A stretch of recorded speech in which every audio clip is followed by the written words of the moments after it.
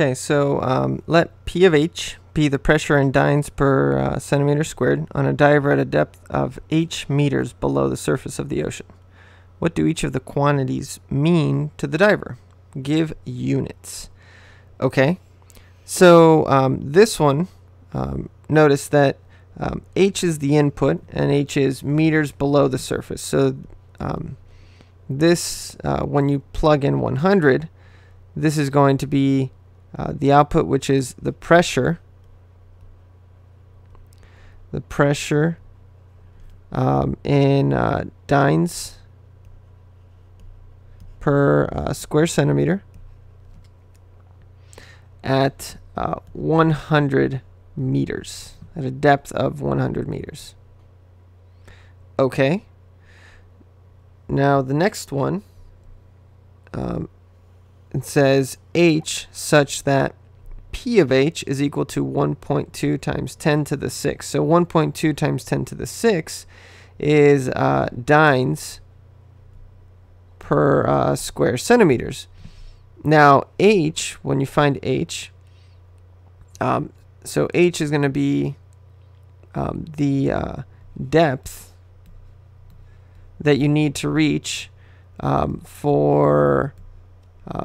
to reach a pressure of 1.2 times 10 to the 6 dynes per centimeter squared. Okay, I'm going to continue C down here. Now P of H plus 20.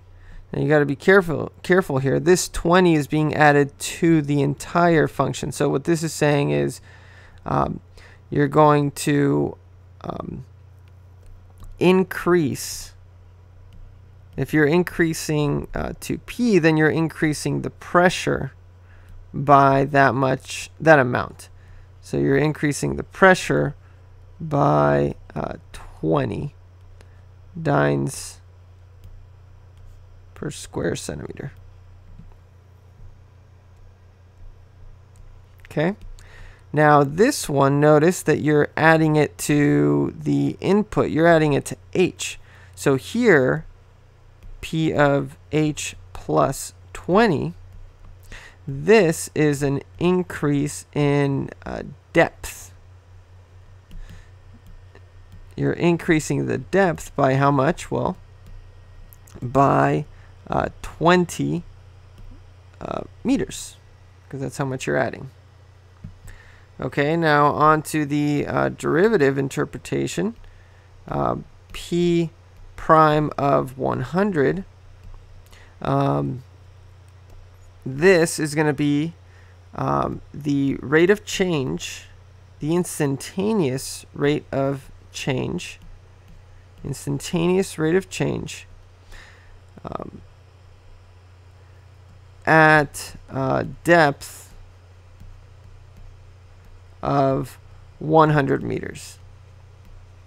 Now, how do I know that it's depth of 100 meters and not pressure? Well, it's 100 is the input of the function, so it's also the input of the derivative. So this 100 represents the depth, just like these inputs represent the depth. Now, what are the units of that? Well, the units of that are dynes. So the units of pressure, dynes per square centimeter per meter of depth. So this is the rate. Those are the units of the rate. Okay. And then last but not least, for H, so H such that P prime of H is equal to 20. So it's the H is the depth, remember? So it's the depth in meters such that the rate in dynes per centimeter squared by per meter is 20 dynes per centimeter squared per meter. So how far down do you have to go for the rate to reach 20 dynes per centimeter squared per meter? That's what that's asking. Okay, so we've got a company's revenue from car sales, C.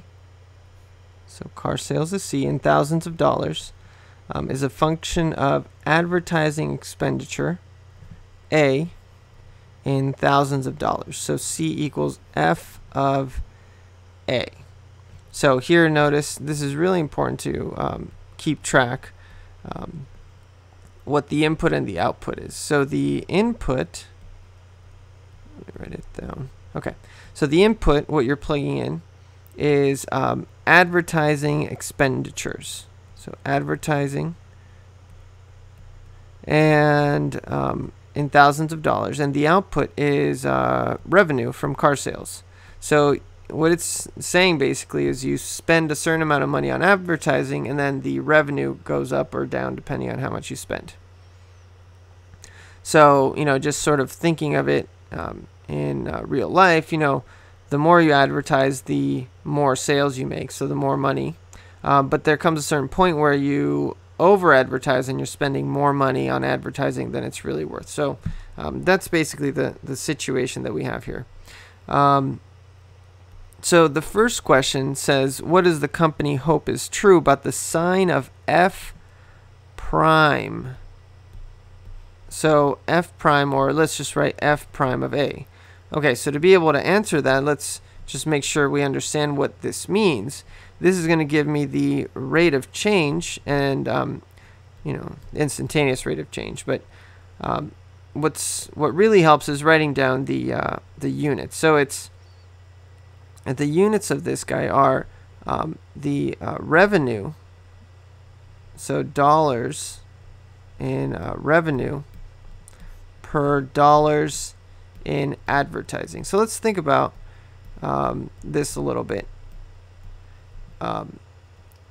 If F prime is positive, what that implies is that if advertising goes up, then revenue or car sales, let's put it, that's C. So car sales, also revenue from car sales goes up.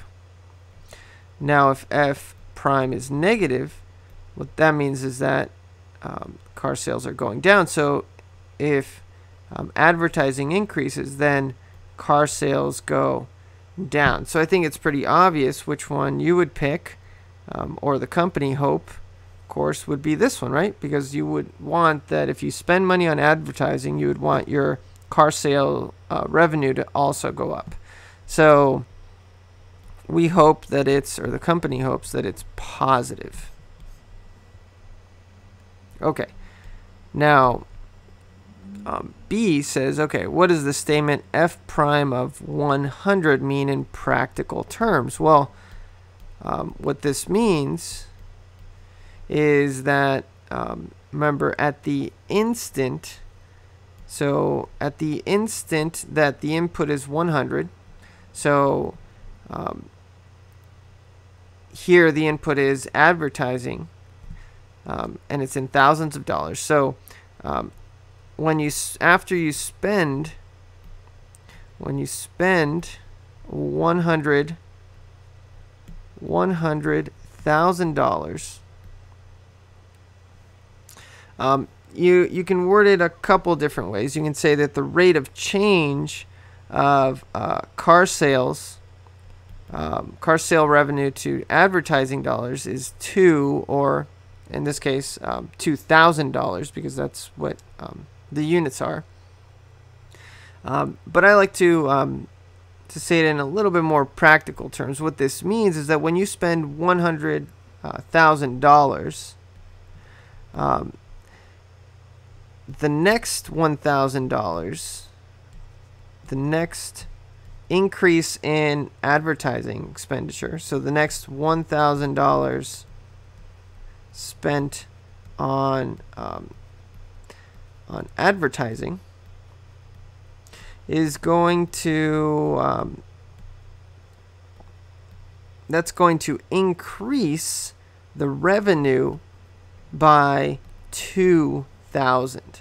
So if you spend $1,000 on advertising, revenue from car sales will increase by $2,000. So that's what that means. So you can word it both ways. Either the rate of change, instantaneous rate of change is $2,000 at exactly this instant, or you can say if you spend another, if you increase this one by 1, in other words, if you spend $101,000, then you would get another 2,000 extra in revenue, which is obviously a good thing, right? Now, let's contrast that with f prime of 100 equals to 0.5. Now, here, if f prime of 100 equals to 0.5, you say, oh, well, that's okay because it's still positive, so it's increasing. But here, actually, this is not a good thing, because notice that what this is saying is exactly at the instant when you've spent $100,000. If you spend another, spend an extra $1,000.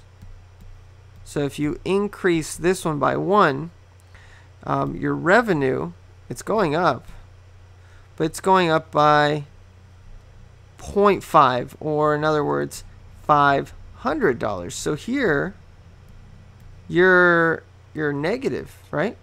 Because you spent 1,000, but you only got 500 out of it. So, being positive wasn't the only thing that we wanted. We want this guy to be over. We want our revenue to at least give us back our money that we got from advertising.